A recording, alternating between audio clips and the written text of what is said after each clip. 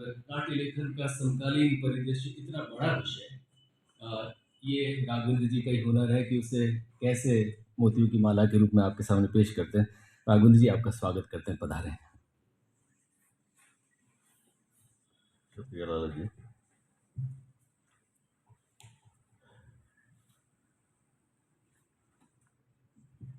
सम्माननीय देवीलाल सामर जी को नमन करते हुए अपनी बात शुरू करूंगा। मंच पर विराजे हुए आदरणीय आचार्य जी सदाशिव श्रोत्रिय जी,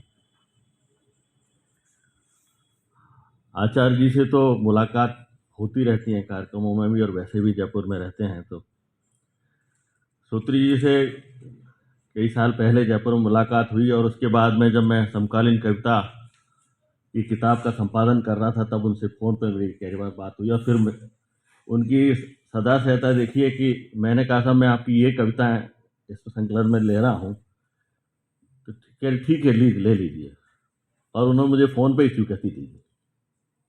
तो ये उनका एक बड़प्पन।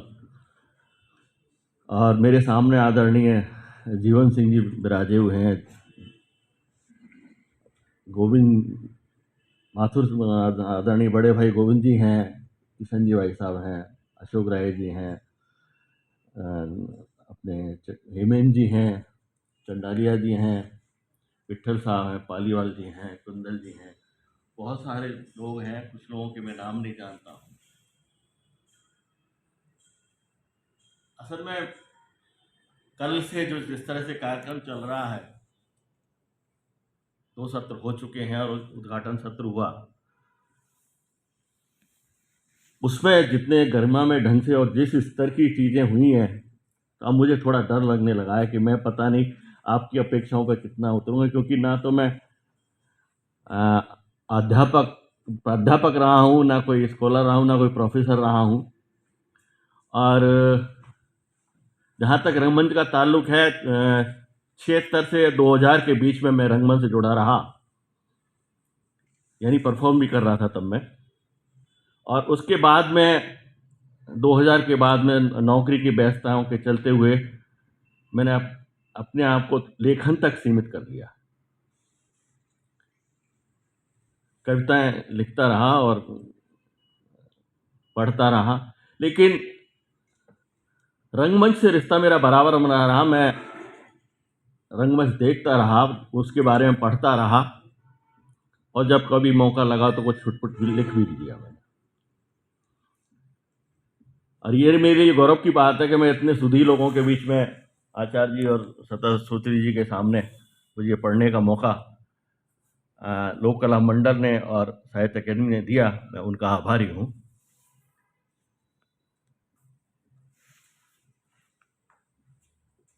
मैं अपनी बात, क्योंकि मैं उतना अच्छा ऑरेटर नहीं हूँ, और मेरे से पहले जो भाई हेमेंद्र जी ने एक बड़ी लाइन खींची है, मैं बराबर डरता हुआ मैं पढ़ूंगा सारी चीज़ें। तो मैं पर्चा अपना शुरू करूंगा। मेरे पास पर्चे से इतर बोलने के लिए अंतर कथाएं भी नहीं है। रंगमंच पर विमर्श अक्सर नाटक में प्रयोगशीलता, निर्देशक बनाम अभिनेता और प्रस्तुति के विभिन्न तत्वों तक सिमट कर रह जाते हैं। नाट्य कार्यशालाएं, जिनके आयोजन अकादमियों के मार्फत 1970-72 में शुरू हुए, अब रंग समूहों द्वारा आयोजित होने से विस्तार पा गई।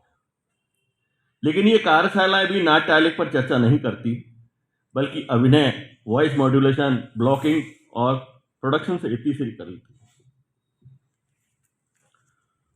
उपरोक्त विषय पर बात करते हुए मैं ये साफ कर देना चाहता हूं कि नाट्य आलेख पर बात रंगमंच के बरक्स ही हो सकती है।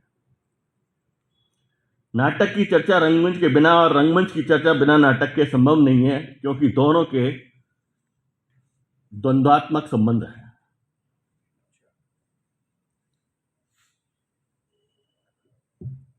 रंगमंच को आधार नाट्य लेखन से ही मिलता है, क्योंकि वह लिखित शब्द है जिसे असल अर्थवत्ता रंगमंच प्रदान करता है। नाटकों को अच्छे बुरे नाटकों में भी वर्गीकृत किया गया, साहित्यिक नाटक, गैर साहित्यिक नाटक। अच्छे नाटक की कसौटी यह भी है कि उसके साहित्यिक गुण क्या है। नामवर जी जिस वक्त यहां जोधपुर विश्वविद्यालय में थे तब उन्होंने एक ऐसा प्रयास भी किया था कि छात्रों को नाटकों के बारे में जब पढ़ाया जाए तो उसके साहित्य का, उनके नाटकों का साहित्यिक इतिहास, उनकी चुनौतियां, उन सब के बारे में भी बताया गया है, लेकिन वो क्रियान्वित नहीं हो सका। वस्तुतः प्रत्येक कला मनुष्य के अंतर्मन को बाहर संसार से जोड़ने का माध्यम है। कोई भी संस्कृति कर्मी जीवन के अनुभवों को ग्रहण कर उससे उत्पन्न भावों को, संवेदनाओं को किसी न किसी कला रूप में व्यक्त करता है। साहित्य में यह काम शब्दों से किया जाता है, जो अपने मूल रूप में एक बिंब, एक चित्रण या नैरेटिव है। वही नाटक का शब्द अपने आप में आंगिक क्रियाओं और दृश्य को समेटे होने के कारण बहुआयामी होता है।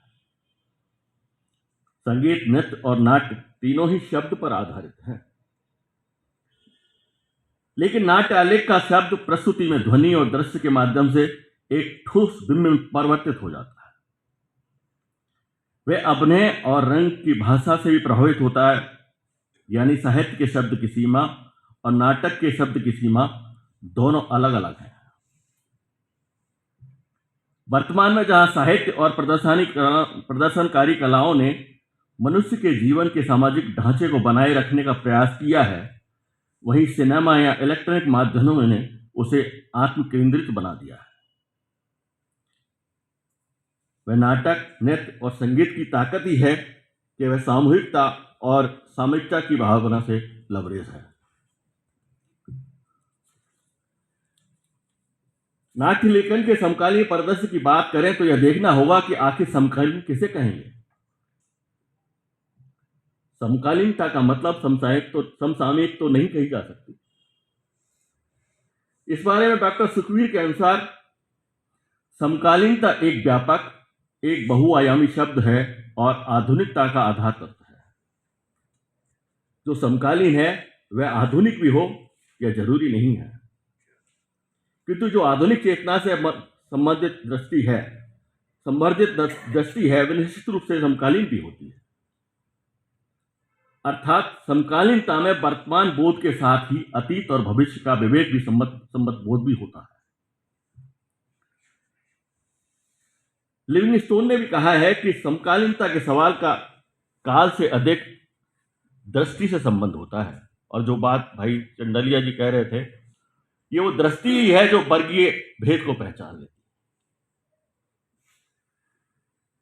मैं यहां छठे दशक से अब तक के समय को समकालीन मानते हुए अपनी बात रख रहा हूं, लेकिन उससे भी पहले भी मैं कुछ जो बहुत महत्वपूर्ण घट गया है उसके बारे में चर्चा करना चाहूंगा। जो मार्ग में अवरोध आए, उस विकास को और उन अवरोधों को समझने की कोशिश मैं यहां करूंगा। ये बात मैं इसलिए कह रहा हूं कि मेरे लिए ये सब रंगमंच को समझने की एक प्रक्रिया है। मैं रंगमंच को पढ़कर, देखकर और आप लोगों से सुनकर ही समझ रहा हूं। नाट्य आलेखों को साहित्य और गैर साहित्य में वर्गीकृत किया गया तो कवि शैलीगत विशेषताओं के आधार पर नाम दिए गए। मोटे तौर पर यथार्थवादी, एब्सर्ड, लोकनाट्य और ऐतिहासिक और पौराणिक आदि कथानक या विशिष्ट प्रयोग परंपराओं के रूप हमारे सामने आते हैं। नाट्य आलेख वस्तुतः साहित्य है, किंतु आलोचकों और साहित्य के इतिहासकारों द्वारा कहानी, कविता, उपन्यास और कथेतर पर बहुत चर्चा की गई, किंतु नाटक एक तरह से उपेक्षित ही रहा। पारसी थिएटर और लोक नाट्य के सबसे ज्यादा नजदीक थे लोक की आकांक्षा, उसके दुखों और मनुष्यों पर आए खतरों को बेहतरीन ढंग से जनता के बीच अभिव्यक्त कर रहे थे।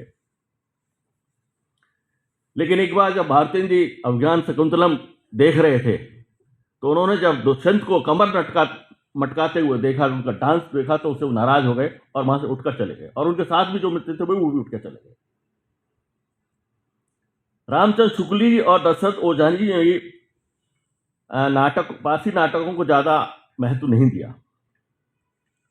अमानत की इंदर सभा के बारे में तो आपको सबको पता ही है कि उसको उर्दू के खाते में डाल दिया, हिंदी साहित्य में उसको वो स्थान नहीं दिया जो वो डिजर्व करती थी। कहने का मतलब है कि इन आलोचनाओं ने उन नाट्य आलेखों को बहुत क्षति पहुंचाई जो हिंदुस्तानी में लिखे गए थे और जिसके माध्यम से रंगमंच आम तक पहुंच रहा था। उस जमाने में हिंदुस्तानी ही थी जो ज्यादा लोगों में बोली जा रही थी। ये अलग बात है कि गिरीश रस्तोगी का मानना है कि वो कहती हैं कि भारतेंदु और प्रसाद जी के नाटकों में पारसी रंगमंच की छवियां आप देख सकते हैं, उसका असर देख सकते हैं।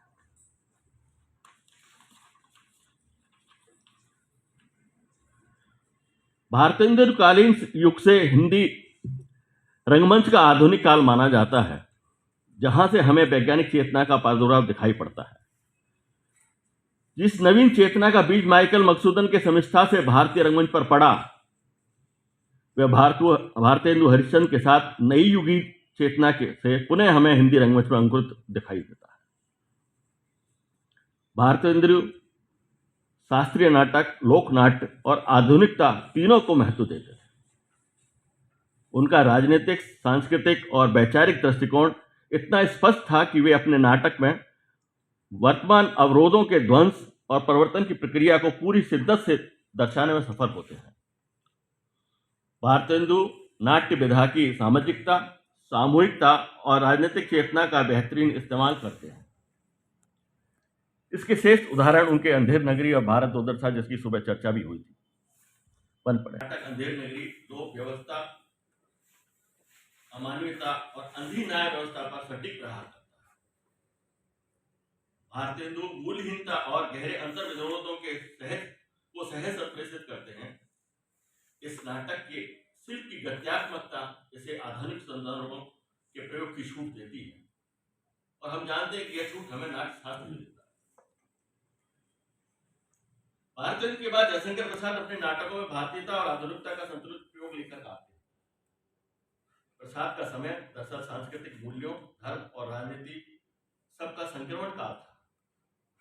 उनके नाटकों में भारतीय नाट्य शास्त्रीय परंपरा को स्थापित करने की ललक के साथ मानवीय द्वंद, युग संघर्ष और जीवन तत्व के सार को प्रस्तुत करने का प्रयास दिखाई देता है। स्कंदगुप्त, चंद्रगुप्त और दोसांझ से अतीत की स्मृति के साथ साथ इसे सांस्कृतिक पुनर्जागरण की कोशिश भी कह सकते हैं। बहुतेरे लोगों ने प्रसाद के नाटकों को आधुनिक शैली में न लिखे जाने के कारण समकालीन नाटक नहीं माना। अक्सर प्रसाद के नाटकों के मंचन में आने वाली समस्याओं की चर्चा होती रहती है, लेकिन कारंत जी ने कहा कि प्रसाद के नाटक संस्कार चाहते हैं, संवेदनशीलता और परंपरा से जुड़ाव और भाव दृष्टि चाहते हैं। निसंदेह प्रसाद के नाटकों की महाकाव्यात्मक के लिए परंपरागत थिएटर की जगह नए विशिष्ट रंग स्थापत्य की आवश्यकता है। 1936 में जब प्रगतिशील लेखक संघ की स्थापना हुई, उसमें प्रेमचंद ने अपने उद्घाटन भाषण में साहित्य के मयार को बदलने की बात कही और यहीं से हम देखते हैं कि साहित्य में यथार्थवादी चिंतन हमारे सामने आता है। यहीं से नाटकों में यथार्थवादी तत्वों का समावेश होने के साथ साथ नाटक ऐतिहासिक और धार्मिक कथानों से हटकर जीवन के बुनियादी सवालों की ओर मुड़ता है। और यह वो दौर था जब सांस्कृतिक जागरण, सामाजिक उत्थान, साहित्य का मयार, गुलामी की जंजीरों को तोड़ने की छटपटाहट, राष्ट्रीयता एवं आधुनिकता के सवाल सभी एक साथ भारतीय समाज देख रहा था। पंडित मधुर जी ने भी उस वक्त घर घर हिटलर और दो नाटक उन्होंने लिखे थे, जिसमें एक नाटक तो उनका अंग्रेजों ने जब्त भी कर दिया। प्रसाद के बाद में पूर्ण नाटक नहीं लिखे जाते। भारतीय रंगमंच के इतिहास में महत्वपूर्ण घटना और हुई कि विजय भट्टाचार्य और सबूमित्र द्वारा मिलकर के जवान और जवान बंदी नाटकों की प्रस्तुति उन्होंने की। नाटक और कला रंग की सामाजिकता और राजनीतिक चेतना को उन्होंने इन दोनों नाटकों के माध्यम से स्थापित किया, पुनर्स्थापित किया। जवानबंदी नाटक में अकाल की जो भयावह उसको उसमें व्यक्त किया गया है, और जब वो नाटक खत्म हुआ, उस नाटक के बाद में पृथ्वीराज कपूर और बलराम साहनी दोनों ने अकाल की पीड़ितों की सहायता के लिए कलेक्शन किया। हबीब तनवीर कहते हैं कि इस आंदोलन ने, वहां से एक आंदोलन नया खड़ा हुआ, इस आंदोलन ने मुंबई से कलकत्ता, दिल्ली से लाहौर तक, फिर दक्षिण में भी जो फिजा तैयार की, उससे एक नई जागृति पैदा हुई।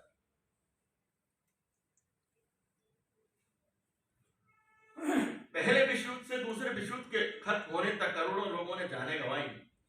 परिणामतः यूरोपीय चिंतन धारा और कला धर्मिता में जो नया मोड़ आया, उसका गहरा प्रभाव चित्रकला, काव्य और रंगमंच पर भी पड़ा। इन्हीं कारणों ने एब्सर्ड नाटक जैसी नाट्य अवधारणा की जमीन तैयार की।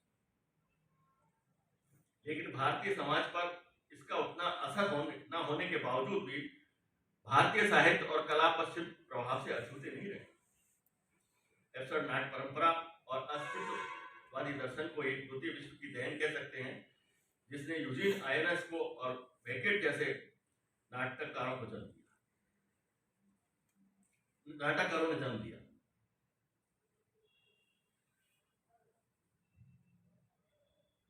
उन्नीस सौ 1945 के आसपास एक घटना और हुई, जब पृथ्वी थिएटर ने 9 अगस्त 1945 में दीवार नाटक का मंचन किया। ये वो नाटक था जिसमें बंटवारे की जो परिकल्पना थी, उस नाटक में बताई गई कि बंटवारा होगा, और बंटवारे के बाद में हिंदू मुस्लिम एकता के दम पर उस दीवार को गिरा दिया जाएगा जो अंग्रेज खड़ी करके ला। आजादी के बाद एक और हमारी समृद्ध नाट्य परंपराएं जैसे शास्त्रीय, लोकनाट्य, पारसी थिएटर और आधुनिक नाटक रही, तो दूसरी ओर समय समय पर युग परिवर्तन की आकांक्षा के कारण आधुनिक प्रभावों और प्रवृत्तियों से एब्सर्ड और नुक्कड़ नाटक हमारे सामने है। हमारे समय में एक साथ बहुत कुछ घटित हो रहा है।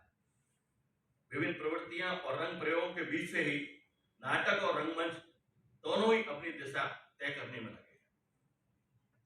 इसी प्रक्रिया में आधुनिक नाटक मंच के साथ लोक नाट्य का प्रयोग, उपन्यास मंचन, कविता मंचन, कहानी का मंचन जैसे स्वरूप हमारे सामने है।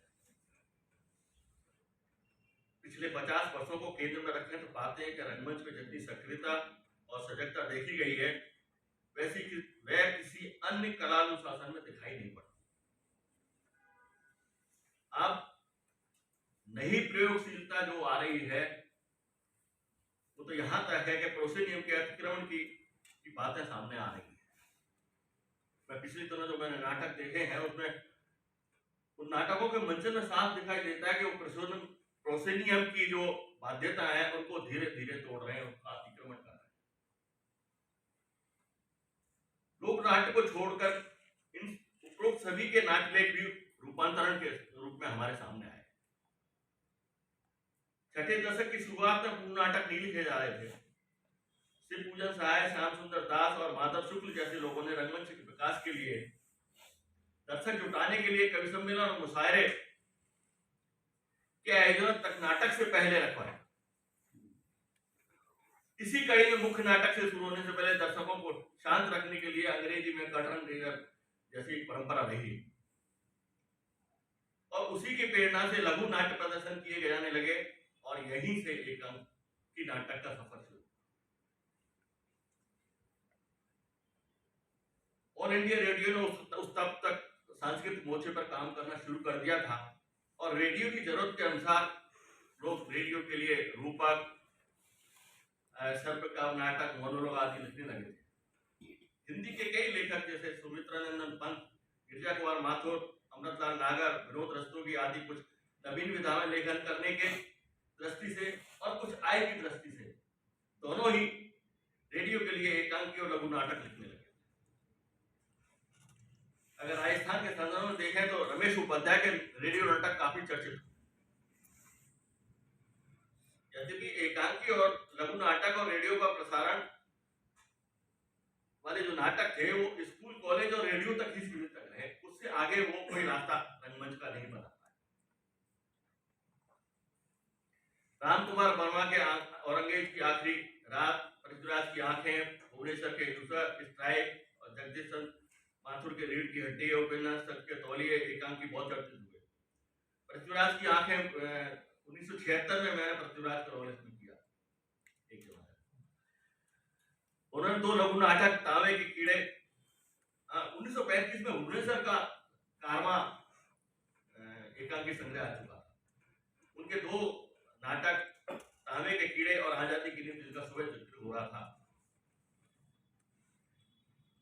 उन दोनों नाटकों के मंचन भानु जी ने किए थे और जयपुर में ही नहीं, जयपुर से बाहर भी, लखनऊ वगैरह कई जगह किए।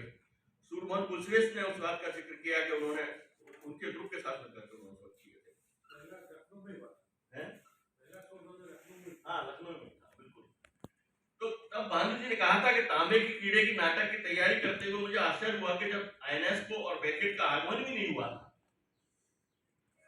तब भुवनेश्वर ने ऐसे नाटकों की परिकल्पना कैसे की? उनकी परंपरा को आगे ले जाने वाले विपिन कुमार अग्रवाल और सुरेंद्र वर्मा, 3 अपाहिज खोजे हुए आदमी, और सुरेंद्र वर्मा का नींद क्यों रात भर नहीं आती, वे जिन्होंने सर्वथा नए ढंग से समकालीन जीवन की असंगतियों को भाषा की विसंगतियों के साथ देखा।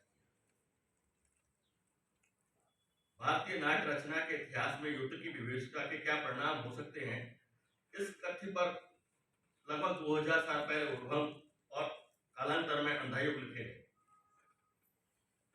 अंधायुग जो आज भी समकालीन बने हुए हैं, लगातार अंधायुग के मंचन हो रहे हैं। मैंने 3-4 साल पहले वो मैसनम आए थे वहां से, मणिपुर से, उनका मैंने शो देखा था, और अभी भानु जी भी करके आए वहां। धर्मवीर भारती ने अंधायुग नाटक में महाभारत के प्रसंग के बहाने द्वितीय विश्व युद्ध के संपूर्ण मानवता पर पड़ने वाले प्रभाव को संपूर्णता में प्रस्तुत किया है।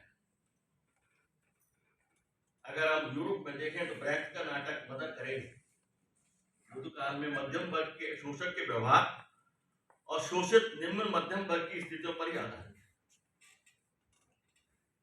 प्राय नाटक परस्पर विरोधी विचारों, व्यक्तियों या स्थितियों की आपसी संघर्ष से जन्म लेता है, यानी कॉन्फ्लिक्ट से जन्म लेता है। दोनों महाकाव्यों रामायण और महाभारत को आधार बनाकर लिखे गए नाटक मुख्य रूप से युद्ध को ही प्रस्तुत करते हैं। प्रकारांतर से यथार्थवादी नाट्य रचना में प्रयुक्त वाक् युद्ध इसी कथ्य का दूसरा विकल्प प्रस्तुत करता है। जहां वाद विवाद से कथानक आगे बढ़ता है, विशेषतः इब्सन के नाटकों में यह प्रयोग हमें निरंतर देखने को मिलता है। हिंदी में मोहन राकेश के नाटक इसका सबसे अच्छा उदाहरण रहा। इब्सन के वैचारिक दृष्टिकोण का असर न केवल भारतीय नाटककारों पर पड़ा, बल्कि साहित्यकारों पर भी पड़ा। आषाढ़ का एक दिन नाटक में वे कालिदास के माध्यम से एक रचनाकार का आंतरिक और बाह्य दबावों से संघर्ष तथा प्रेम की सघन संवेदना को कलात्मक ढंग से प्रस्तुत करते हैं। यह नाटक भारतीय नाट्य शास्त्र और काव्य परंपराओं का भी निर्वहन करता है। उनके नाटक आधे अधूरे को समकालीन जीवन का पहला सार्थक तथा आज के जीवन का गहन अवलोकन कहा गया। मोहन राकेश शब्द जनित बिंब, लय और दृश्य को प्राथमिकता देते थे। उनसे पहले जगदीश प्रसाद माथुर कोणार्क लिख चुके थे और उपेंद्र नाथ अश्क अंजू दीदी लिख चुके थे। अंजू दीदी का मंचन 58 या 60 के आसपास में जयपुर में हुआ, जो इन्होंने आदरणीय रणवीर सिंह जी के माध्यम से हुआ था, उन्हीं के निर्देशन में। अंजू दीदी में जगदीश प्रसाद माथुर ने स्वतंत्रवाद, यथार्थवाद और प्रगतिशील चेतना तीनों को नए रंग और शिल्प के साथ प्रस्तुत किया। मोहन राकेश के बाद लक्ष्मीनारायण राय के नाटक एक्सप्रेस, कर्फ्यू, अब्दुल्ला दीवाना उत्तराक्षस के मरजीवा, योश फेथफुली और ज्ञानदेव अग्निहोत्री के नाटक शुतुरमुर्ग और ललित कुमार के नाटक हत्याई के आकार की और रमेश बख्शी के नाटक देवयानी का कहना ने आधुनिक हिंदी रंगमंच को ऐसी गति प्रदान की जिसके बाद भारतीय रंगमंच पर निरंतरता का एक एहसास होने लगा। यहाँ आकर नाटकों में प्रयोगशीलता भी धीरे धीरे बढ़ने लगी। 1956 में संगीत नाटक अकादमी द्वारा एक नाट्य समारोह का आयोजन किया गया जिसमें अहमदाबाद रंगमंडल की ओर से मैना गुजरी और शंभू मित्र द्वारा रविन्द्रनाथ ठाकुर का नाटक रक्त करवी तथा हबीब तनवीर द्वारा आगरा बाजार नाटक प्रस्तुत किए गए। रक्त करवी को भारतीय शास्त्रीय रंग परंपरा की पुनः प्रतिष्ठा के रूप में देखा गया तो आगरा बाजार की प्रस्तुति जैसे हबीब तनवीर ने गीत और नाटक को पहली बार जोड़ने का प्रयास किया। उनका अगला नाटक चरणदास चोर छत्तीसगढ़ी लोक कलाकारों को साथ लेकर लोकनाट्य शैली में ही प्रस्तुत किया और लोकनाट्य शैलियों के शहरी निर्देशकों के संदेश प्रेषित करने में कामयाब रहे कि शास्त्रीय नाट्य परंपरा और लोक नाट्य परंपरा के मूल तत्व एक ही। मैंने 1984 में हबीब तनवीर साहब जयपुर आए थे और कांग्रेस का 100 वर्ष पूरे होने पर जो शताब्दी वर्ष पर एक कार्यक्रम हुआ था उसमें सवाई मानसिंह स्टेडियम में उन्होंने वो नाटक किया था और वो उन्हीं छत्तीसगढ़ी कलाकारों के साथ में।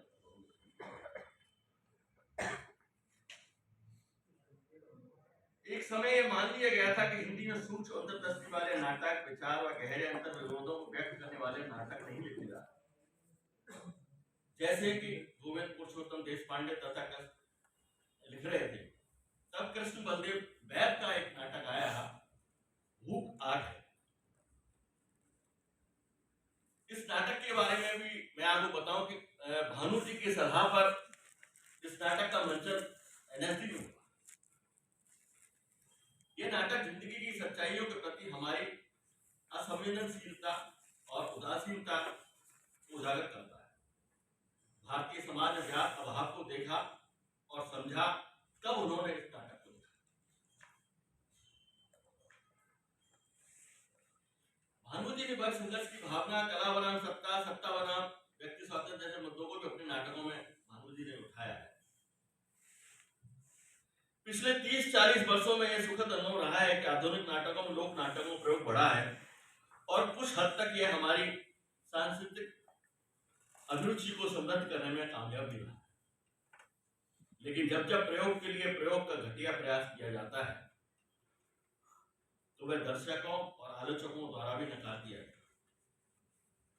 सरेसर दाल ने नाटक बकरी, बंसी कौल ने आलाप सर और मणिमत कौर का दुलारी बाई में नौटंकी शैली, अब्राहम अलका जी ने अंधायुग, बाबक कारण जी ने मैकबेथ, बरमबन के नाम से मैं यक्षगान का प्रयोग किया, हबीब तनवीर ने छत्तीसगढ़ी नाचा का प्रयोग किया, भानुवाती जी ने गबरी पशु गायत्री में, विजय तेंदुलकर ने तमाशा, बादल सरकार ने यात्रा जुलूस में, शांता गांधी ने भवई शैली चश्मा ओडन में तथा तारा प्रकाश जोशी जी ने कालबेलिया नृत्य दूधा में इस्तेमाल।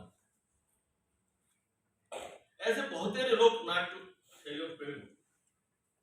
भानु जी पशु गायत्री में भीड़ कलाकारों की नैसर्गिक ऊर्जा और शैली को परंपरा और आधुनिकता के समन्वय के साथ प्रस्तुत किया है। और लयिक भाई भी उस क्षेत्र में काम करते आ रहे हैं और उदयपुर से एक जो उसके बाद जो प्रोमिनेंट नाम है जिन्होंने लगभग 8 नाटक उन्होंने लिखे हैं और 40 से ज्यादा नाटक डायरेक्ट अपने किए हैं। मैं उनका भी यहाँ उल्लेख करना चाहूंगा। हाल ही में मैंने पिछले दिनों चरणदास चोर नाटक में नौटंकी शैली का सफल प्रयोग जयपुर में देखा, जो जोधपुर के निर्देशक सबीर हुसैन जी ने डायरेक्ट किया था। उसमें इस नौटंकी शैली का बहुत सफल प्रयोग उन्होंने किया। मेरा ये मानना है कि जब आप इस तरह के प्रयोग करते हैं तो ये जरूरी है कि उस जिस परिवेश को आप दिखाना चाहते हैं उस परिवेश से आपकी निकटता, उस परिवेश की भाषा आए, वहां का डायलेक्ट उसमें आए, तब जाकर के वो नाटक सशक्त बनता है। आप किसी क्षेत्र, ग्रामीण क्षेत्र के किसी दूसरे क्षेत्र की का नाटक उठा लें और उसको शहरी कलाकारों के साथ करें तो बहुत मुश्किल काम है और उसमें दिक्कत पेश आने की संभावना बराबर बनी है। भारतीय रंगमंच को मोहन राकेश और धर्मवीर भारती के बाद भीष्म सानी, बंसी कौर, ललित सहगल, शरद जोशी, परसाई जी, असगर बजाज, स्वदेश दीपक, त्रिपुरारी शर्मा, नंदकिशोर आचार्य जी, भानु भारती जी, मोहन महर्षि जी, मणिमतकर जी, रिजवान जहीर उस्मान और मुद्रा आरक्षक आदि ने श्रेष्ठ नाट्य आलेख दिए। स्वदेश दीपक और नंदकिशोर आचार्य के नाटक के न केवल अंतर वस्तु में अलग हैं, बल्कि भाषा में भी उनमें नाटकीयता मौजूद है। आचार्य जी ने ऐतिहासिक पृष्ठभूमि का कथानक लिखकर भी भारतीय राजनीति के दोगलेपन पर प्रहार उन्होंने अपने किया है। नाट्य लेखन के स्वतंत्र अस्तित्व की कल्पना ही बेईमानी है। नाटक की पूर्णता उसके मंचन में ही अंतर्निहित है। तो जहां दर्शकों से रूप मुखातिब होता है। सैकड़ों ऐसे नाट्य लेख हैं जो प्रकाशित तो हुए लेकिन मंचित नहीं हो सकते। कारण बहुत तेरे हो सकते हैं। अनुभवी निर्देशक की पसंद का ना बनना या रंगमंचीय दृष्टि से मंचन की मुश्किलात आती।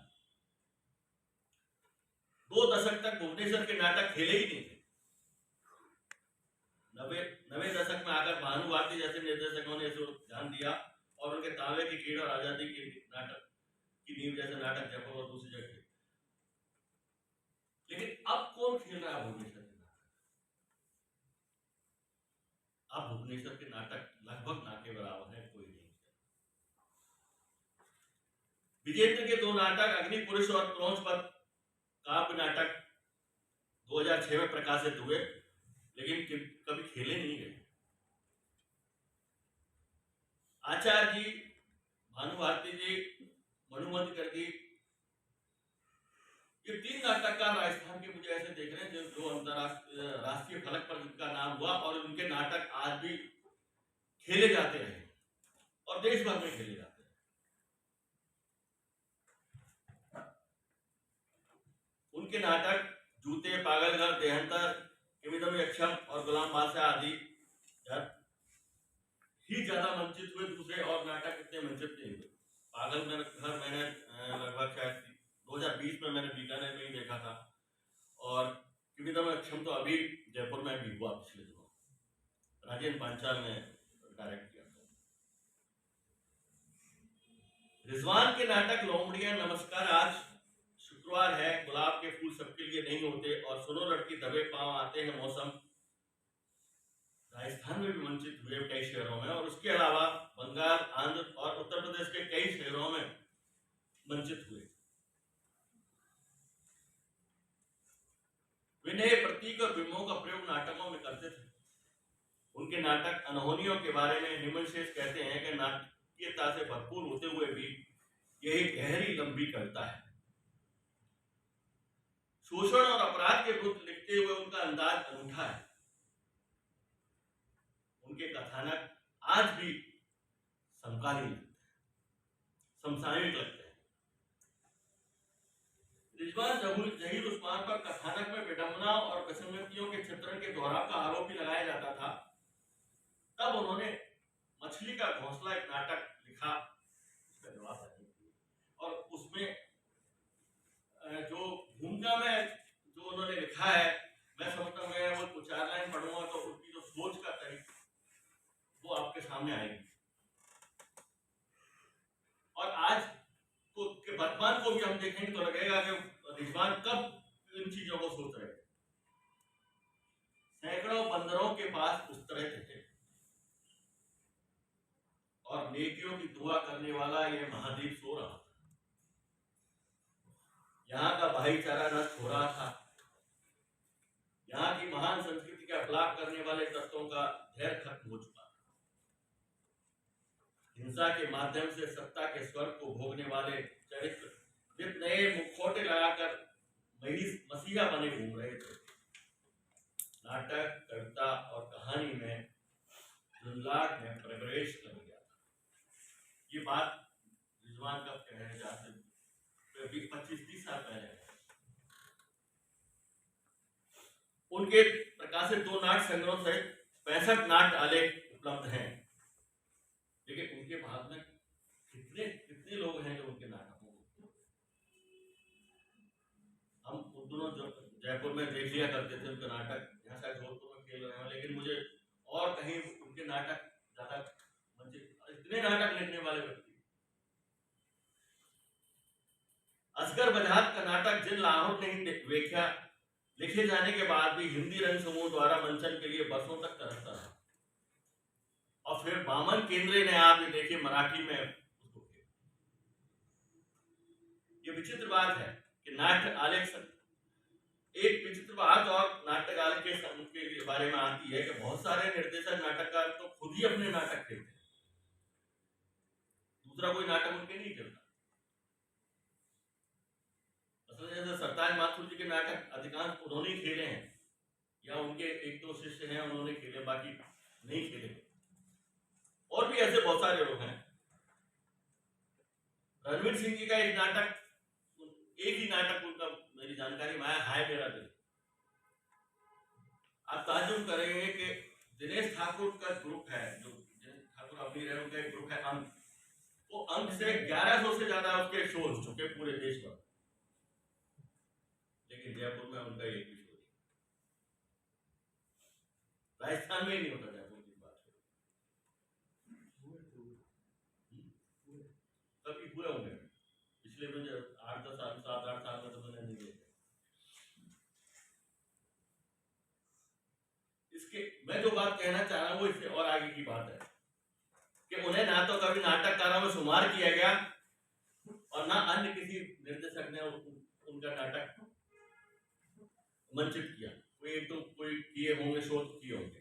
स्वयं प्रकाश जी ने 3 नाटक लिखे, फिनिक्स, चौबोली और सबका दोस्त। उनके कितने मंचन उनके नाटकों के आप सबको जानकारी है। एक नाटक जो कल लोक की बात हो रही थी, मैं उसी तरफ उसकी बात कर रहा हूँ। रामानंद राठी ने अलीबख्श नाटक लिखा, और ये 2016-17 में वो नाटक लिखे थे, तब मेरी उनसे काफी उस नाटक के बारे में चर्चा भी हुई, जिसकी कल जीवन सीरीज अलीबख्श के ख्याल की बात कर रहे हैं, उसी कैरेक्टर पर है वो पूरा नाटक है। आप देखिए कि वो 18 में तैयार हो चुका था वो नाटक, और आज हम 22 में बात कर रहे हैं। उस नाटक को खेलने की कोई सूरत बन नहीं रही। क्यों? क्योंकि अलीबख्शी ख्याल के गाने वाले लोग उपलब्ध नहीं है जो उस नाटक के मंचन में शरीक हो सकते। आपको गाने वाले तो मिल जाएंगे, लेकिन नाटक के साथ जुड़ करके 30-40 दिन की वर्कशॉप करके उसको समझ के फिर उसको मंचन करना वो संभव नहीं। ये व्यवहारिक कठिनाइयां हैं जो नाट्य लेखन के बावजूद के रास्ते में। यह तो नाट्य आलेख के प्रति अस्वीकृति या उपेक्षा का भाव है कि मैं नाट्य लेखन के सामने अलग तरह की चुनौती पेश कर। नाटक अच्छे भी लिखे गए हैं और खराब भी, लेकिन जरूरी चीज है कि उसका मंचन होना। आज भी नाटक लिखे जा रहे हैं। अजहर आलम ने बहुत अच्छी नाट्य कृतियां लिखी हैं। अजहर आलम कलकत्ता के थे, नहीं है, 2020 में हो गया। नमक की गुड़िया, सुलगते विचार और पतझड़ 3 नाटक उनके बहुत पसंद किए। इसके अलावा उन्होंने नाट्य रूपांतर भी किए हैं। उन्होंने राय में सरस का उन्होंने गेंडा नाम से उन्होंने नाट्य रूपांतर किया, वो काफी चर्चित हुआ। उमा झुंझुनवाला ने उनके मंचन बाद में कराए। जरूरी नहीं है कि सभी प्रस्तुतियां श्रेष्ठ या सफल हों, किंतु जरूरी है रंगमंच जिंदा रहना चाहिए। उसके लिए प्रस्तुतियों की निरंतरता आवश्यक है, तभी जाकर नाटक सांस्कृतिक जरूरत बन सकेगा, जैसा कि मराठी और बांग्ला रंगमंच में होता है। हम अक्सर तुलना तो करते हैं, मराठी रंगमंच में व्यावसायिक रंगमंच है, बंगाल में है, हमारे यहाँ नहीं है। उसका बहुत बड़ा हमारे यहाँ तो नाटक की जो परंपरा बाद में जो नाटक होने लगे हैं 100 साल पीछे हैं मुझसे। मराठी और बंगाली रंगमंच का दर्शक है, वो तो नाटक के लिए पैसा बचा के रखता है, वो सिनेमा की तरह बजट बना के रखता है कि मुझे नाटक देखना है और जाना है। हमारे यहाँ वो माहौल बन ही नहीं पाया। ऐसा नहीं है कि मराठी रंगमंच में सब कुछ श्रेष्ठ हो रहा है या बांग्ला रंगमंच के सभी नाटक अच्छे लगे गए हैं, लेकिन निरंतरता है, गतिशीलता है। सिनेमा, टीवी धारावाहिकों या फुअड़ कवि सम्मेलनों के विकल्प के रूप में अच्छे नाटकों को जनता के बीच ले जाने की जरूरत है। महाभोज से उपन्यास के नाट्य रूपांतर की राह खुली। उसके बाद में राग दरबारी, मित्रों मरजानी, बेगम का तकिया और कभी न छोड़े खेत के नाट्य रूपांतर बहुत चढ़ते। महाभोज से शुरू हुई उपन्यास मंचन की परंपरा आज भी कायम है। मैं मंचन के माध्यम से अपनी बात कह रहा हूं, क्योंकि मैं शुरू में कह चुका हूं कि सीधे सीधे जब नाट्य आले की बात करेंगे तो बिना मंचन की बात करें आप कर नहीं। इसका प्रमाण पिछले दिनों हुए नीरजा माधव के उपन्यास पर आधारित एवं सुमित श्रीवास्तव द्वारा निर्देशित नाटक गेशे चंपा है। आपने तो देखा हो गेशे चंपा, वहां बीकानेर में उसका मंचन हुआ। तिब्बती जो शरणार्थी अपने यहाँ हिंदुस्तान में रह रहे हैं, वो अपनी स्वतंत्रता के लिए जो संघर्ष कर रहे हैं, उससे इतर जो संघर्ष है, जो जीवन का जो संघर्ष है, वहां से बहुत छोटी उम्र में बच्चों को ले आते हैं और उनका वहां से वहां एक वो है कि अपने परिवार में से एक बच्चा उनको इसके लिए छोड़ देना हो, तो वो एक बहुत महत्वपूर्ण होता है उस नाटक को, उसको मंचित किया। और अभी शांति भारद्वाज द्वारा लिखित उपन्यास पर राजेंद्र पंचाल द्वारा उड़जा रे सूर्य के नाम का मंचन हुआ, इसी नाम से उपन्यास। उसके बाद देवेंद्र नाथ अंकुर ने कहानी के मंचन का सूत्रपात किया। उपन्यासकार में कहानी को कहानी के रूप में मंचित किया, तो वहीं कविता या महाकाव्य को जस का तस बिना नाट्य रूपांतरण के भी प्रस्तुत किया गया। ब्रैक्ट, शेखर, बिज्जी, प्रेमचंद, मंटो और चरण सिंह पथिक तक की कहानियों के मंचन आज हो रहे हैं। चरण सिंह पथिक की कहानी मैं बीडीपी का झूठ नहीं बोलता, उसके मंचन कई हुए। और ये ब्रैक्ट और मैं ये देख रहा हूँ कि अब भारतीय लेखकों की कहानियों के मंचन ज्यादा हो रहे हैं। भानु भारती जी ने लुसुन की सच्ची कहानी आक्यू का नाट्य रूपांतरण चंद्रमा सिंह उर्फ चंपू नाम से पुनर्सर्जित किया। वो दरअसल में उसको वो अपना प्रदर्शन आलेख कहते, नाट्य रूपांतरण नहीं कहते उसको, प्रदर्शन आलेख कहते, क्योंकि उसमें उन्होंने प्रदर्शन के हिसाब से सारा प्लान करके तब उसको उन्होंने किया,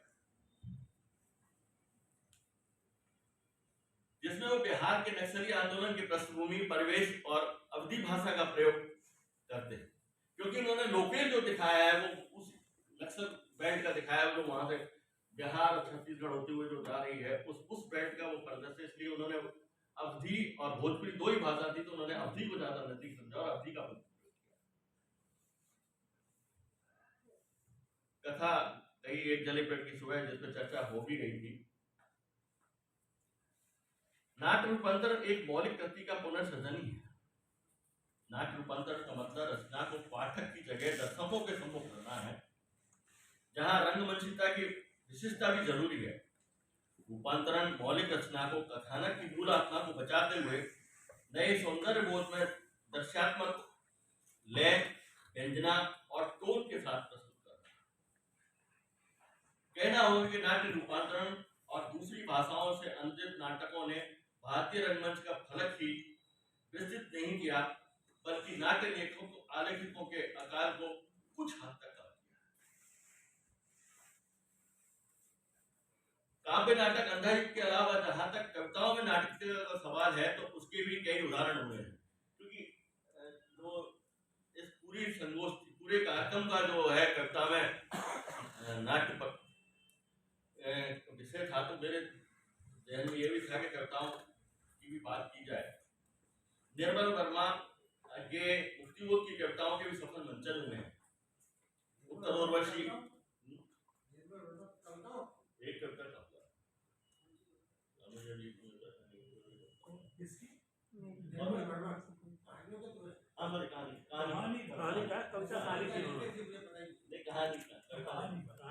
और अज्ञेय जी की उत्तर उर्वशी का हुआ, उत्तर प्रियदर्शी का, और मुक्तिबोध के अंधेरे में कविता का हुआ है।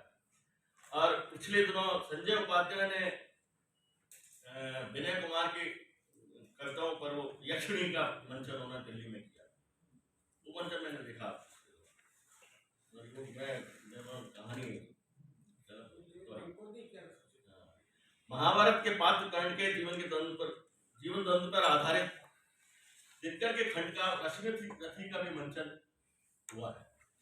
और वो उसको नाटक उसका कोई अलग से स्क्रिप्ट तैयार नहीं किया है, केवल 2 सर्ग उसके उठाए गए हैं उपसर्ग। उन 2 उपसर्गों पे पूरा नाटक तैयार किया गया और उसके कई मंचन राजस्थान में भी हुए हैं, जयपुर में हुए, जोधपुर में हुए, बाहर भी। इम्प्रोवाइजेशन से भी नाटक तैयार होते रहे हैं।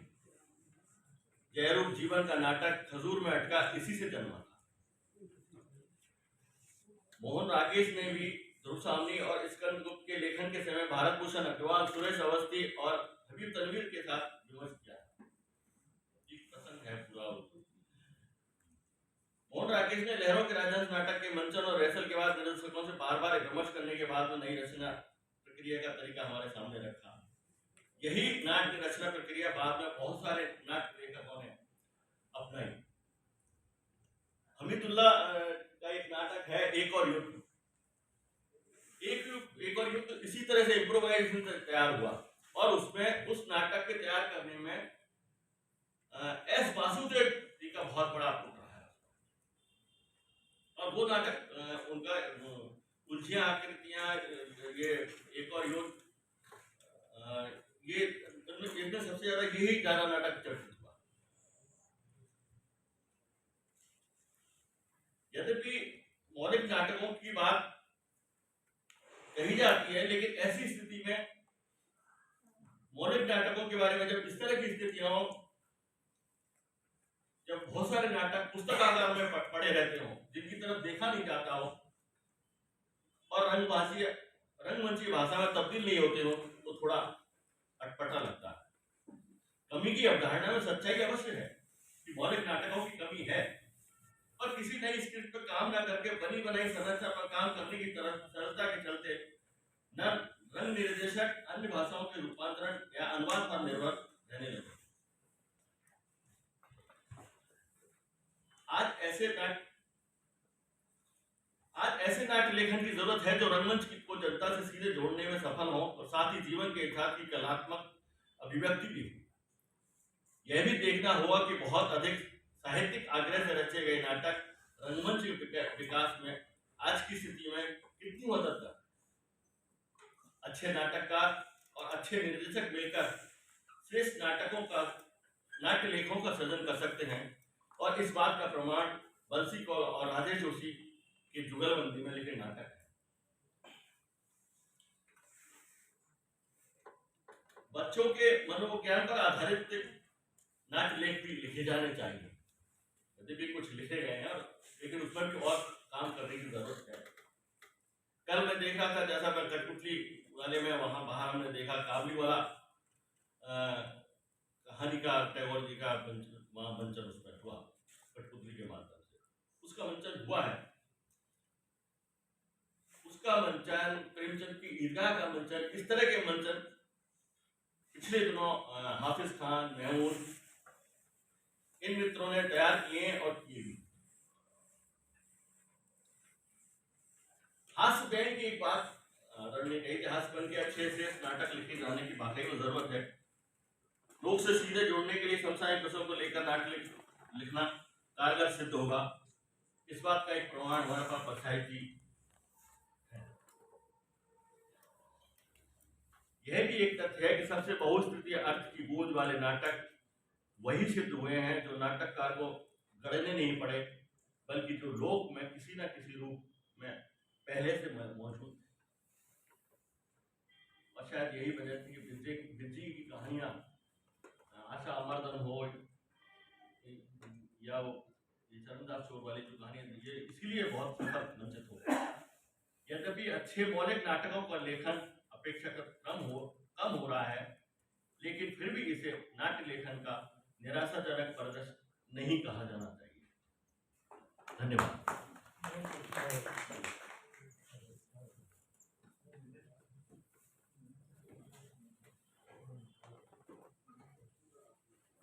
एक बार जोरदार तालियां बजाएंगे। सागर में सागर था ये टॉपिक। राघवेंद्र जी, बहुत बहुत आभार आपका हृदय से। सबको कुछ जितना हो सकता है इतने कम समय में आप समेट कर लाए, बहुत बहुत आभार। और एक जो चीज़ मुझे इसमें ख़ास और सुंदर लगी वो ये कि आपने हिंदुस्तानी शब्द का प्रयोग किया, क्योंकि हिंदी उर्दू ये सारी चीज़ें चलती हैं, बहुत सारे लोग हिंदी उर्दू, लेकिन ख़ास तौर पे मुनीस रज़ा साहब बहुत कोशिश करते रहे कि जिस भाषा का इस्तेमाल करते हैं वो दरअसल हिंदी और उर्दू ना होकर हिंदुस्तानी है, और कुछ फैकल्टी खोल लें उसके भी प्रयास में खूब रहे। ईश्वर बड़ा सुंदर था, अच्छा लगा। आगे बढ़ाते हैं बातचीत को मित्रों। श्रोत्री जी ने दरअसल कौन सी चीज़ ऐसी जिसके बारे में न लिखा हो,